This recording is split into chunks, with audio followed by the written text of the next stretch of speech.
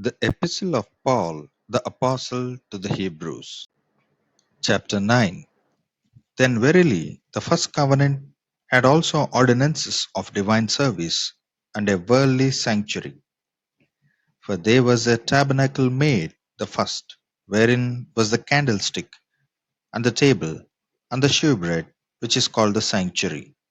And after the second veil, the tabernacle, which is called the holiest of all, which had the golden censer, and the ark of the covenant overlaid round about with gold, wherein was the golden pot that had manna, and Aaron's rod that budded, and the tables of the covenant, and over it the cherubims of glory shadowing the mercy seat, of which we cannot now speak particularly. Now when these things were thus ordained, the priest went always into the first tabernacle, accomplishing the service of God. But in the second went the high priest alone once every year, not without blood, which he offered for himself and for the errors of the people.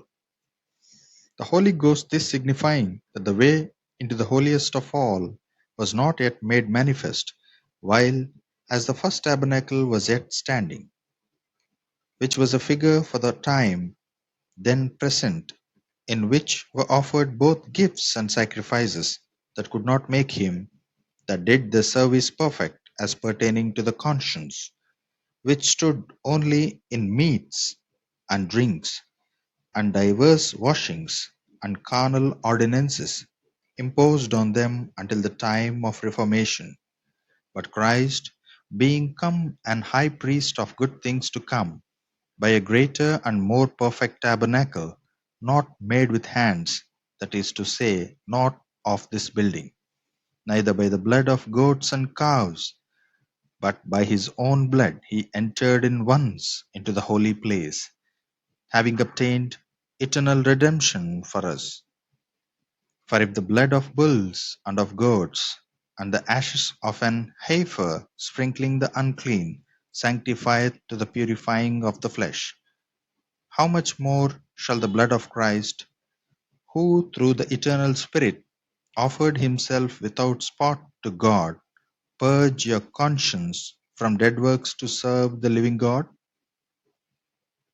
And for this cause he is the mediator of the New Testament, that by means of death, for the redemption of the transgressions that were under the first testament, they which are called might receive the promise of eternal inheritance. For where a testament is, there must also of necessity be the death of the testator.